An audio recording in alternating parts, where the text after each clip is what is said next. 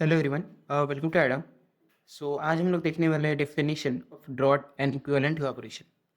So firstly let us start with draught.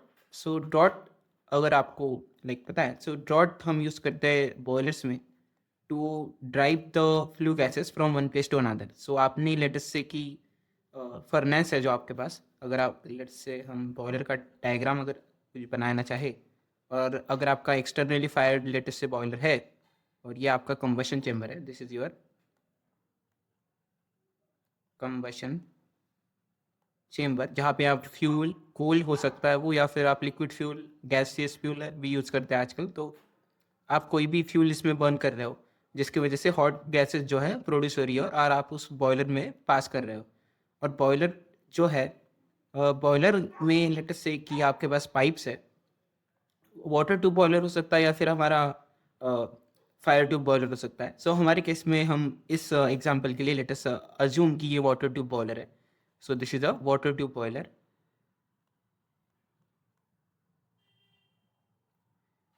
सो इस example में हमें ये जो गैस है जो हमारे पास फर्नेस से निकल रही है, इस गैस को हमें बॉयलर के थ्रू लेके जाना है और बाहर निकालना है, क्योंकि बॉयलर में तो गैस रहेगी नहीं, क्योंकि फिर वो बॉयलर का प्रेशर बढ़ता जाएगा और बॉयलर ब्लास्ट कर जाएगा। तो हमें जो गैस है उसे एग्जिट भी करवाना होता है बॉयलर से, और वो इतना इफिशिएंटली होगा, वो कितना इफिशिएंटली होगा वो डिपेंड करता है कि ड्रॉट कितना उसके पास है।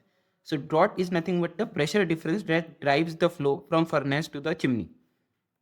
सो हम ड्रॉट को ऐसा बोल सकते हैं कि it is nothing but the pressure difference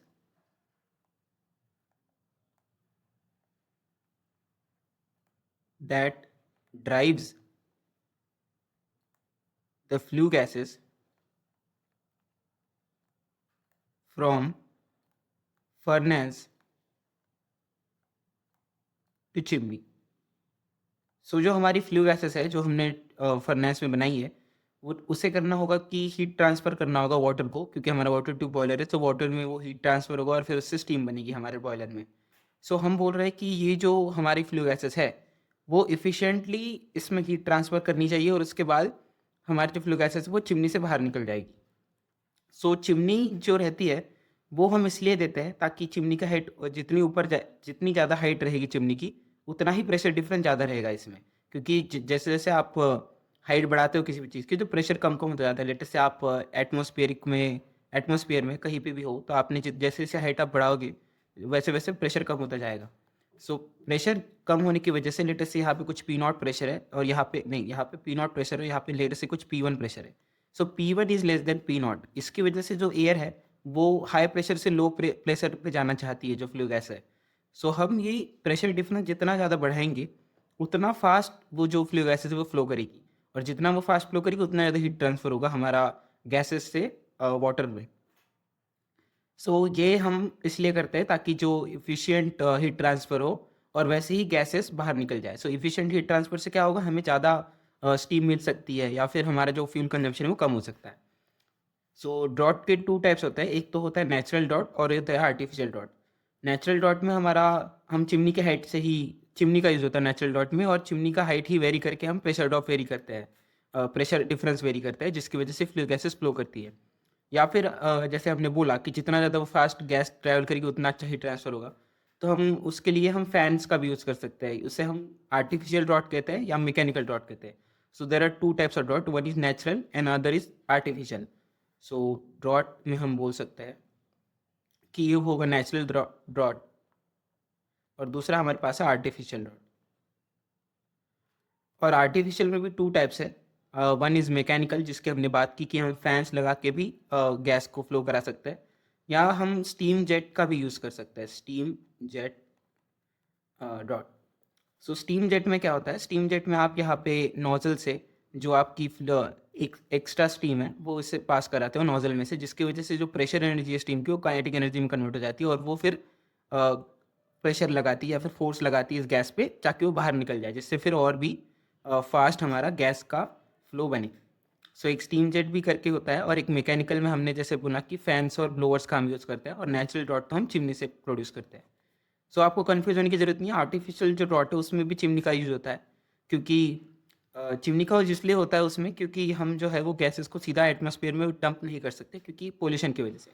so pollution की वजह से हम चिमनी का यूज़ आर्टिफिशियल ड्रॉट में भी करते हैं, बट वो सोनली इस वजह से कि हमें पोल्यूशन को नहीं करना है। सो पोल्यूशन की वजह से जो स्टैंडर्ड्स रहते हैं पोल्यूशन के सेट, उसकी वजह से आर्टिफिशियल में भी चिमनी रहती है, बट वो उसके लिए नहीं होती कि प्रेशर ड्रॉप बढ़ा सके। प्रेशर ड्रॉप के लिए हम फैंस का यूज़ करते हैं उसमें।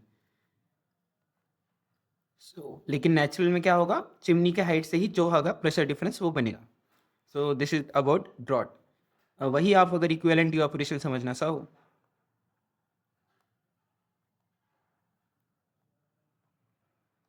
सो इक्विवेलेंट इवापोरेशन एक ऐसी टर्म है जो हमने डिफाइन की है to like compare different boilers.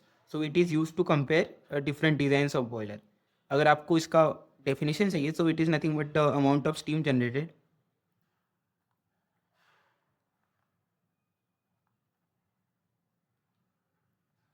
at let us say 1 atmospheric pressure and 100 degree Celsius, जो हमें स्टैंडर्ड कंडीशन हमें इन्हें बोल देता है।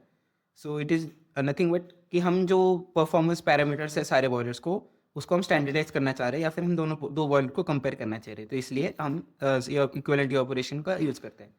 So it is nothing but the amount of steam generated at standard conditions.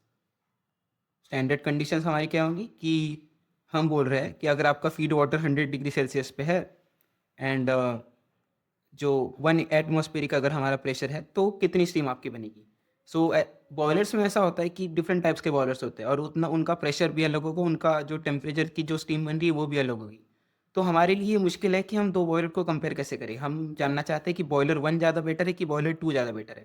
तो लेटेस्ट से आपके पास दो बॉयलर है, बॉयलर 1 बॉयलर 2, ये जनरेट कर रहा है स्टीम एट लेटेस्ट से 10 बार एंड 120 डिग्री सेल्सियस, और ये जनरेट कर रहा है एट 12 बार और 140 डिग्री सेल्सियस। सो हमें देखना है कि इन दोनों में से परफॉर्मेंस किसका बेटर है। सो हम इन दोनों को कंपेयर नहीं कर सकते क्योंकि इनका जो प्रेशर अलग है। सो हमें कंपेयर करना ये मुश्किल हो जाता है। ऐसा हो सकता है कि इस जो कंडीशन है 10 बार 20 डिग्री सेल्सियस में, इसका जो प्रोडक्शन है डेट इज़ 10 लेट से 100 kg पर आवर, और इसका जो प्रोडक्शन है लेट से it is 50 kg per hour. लेकिन इसकी जो स्टीम है वो बेटर क्वालिटी की है, जो 140 डिग्री सेल्सियस एंड 12 बार। सो हमें जो कंपैरिजन है बॉयलर का कि कौन सा बेटर काम कर रहा है, वो हम नहीं कर पाएंगे इस केस में कि कौन सा स्टीम ज़्यादा जनरेट कर पाएगा हमारे लिए। सो हम इसके लिए इसका यूज़ करते हैं इक्वालिटी ऑपरेशन का, कि अगर आपका बॉयलर स्टैंडर्ड कंडीशंस में होता कि 10 बार या 120 डिग्री सेल्सियस की वजह अगर 1 बार एंड 100 डिग्री सेल्सियस पे आपका फीड वाटर है और कंडीशंस उस प्रेशर पे है, तो फिर आप कितना स्टीम जनरेट कर सकते हो ये बताओ। सो फिर ये बताएगा कि मैंने एक्स कर सकता हूँ और ये बताएगा कि मैं वाई कर सकता हूँ। तो जो भी ज़्यादा होगा हम बोलेंगे वो बॉयलर बेटर है। So just to compare two types of boilers we use equivalent evaporation. So अगर आपको इसका फार्मूला जानना है, सो इक्विवेलेंट इवापोरेशन का जो फार्मूला होता है वो होता है total heat absorb by water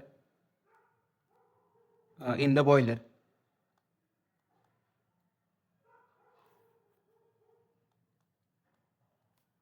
divided by latent heat of evaporation, और ये हम करेंगे कहाँ पे, 100 डिग्री सेल्सियस में। सो ये हमारा फॉर्मूला हो जाता है कि अगर स्टैंडर्ड कंडीशन में होगा तो वो कितना स्टीम जनरेट करेगा। क्योंकि आप अगर फॉर्मूला इसका देखोगे तो ये ऐसा कुछ आता है कि मास ऑफ जो फीड वाटर है, सॉरी फ्लो रेट ऑफ जो फीड वाटर है, या फिर आप ये जो MW है, ये it is nothing but the mass of like steam evaporated let say, and H minus HF divided by L which is nothing but the latest heat. तो आप अगर इसका यूनिट्स देखोगे तो ये दोनों यूनिट्स कट जाएंगे और आपको बचेगा कि कितना like rate of steam generation है एट स्टैंडर्ड कंडीशंस। तो ये आपका होता है formula for like equivalent evaporation. So इसमें जो H है वो होता है कि कितना प्रेशर पे आपकी स्टीम बन रही है, या फिर आपका बॉयलर कितने प्रेशर पे स्टीम बना रहा है और कितने टेम्परेचर पे बना रहा है, उस पर आपका H डिपेंड करेगा जो आप स्टीम टेबल से निकालोगे। और HF जो है वो फीड वाटर का ये है, बेसिकली ये बताता है कि आपके बॉयलर ने कितनी एंथैल्पी उसमें ऐड की है, और अगर वो स्टैंडर्ड कंडीशंस में होता तो वो कितनी लाइक मास फ्लो या फिर जो स्टीम रेट है वो निकाल सकता। सो या that is equivalent evaporation. So this is how you can understand drought and equivalent evaporation. Thank you.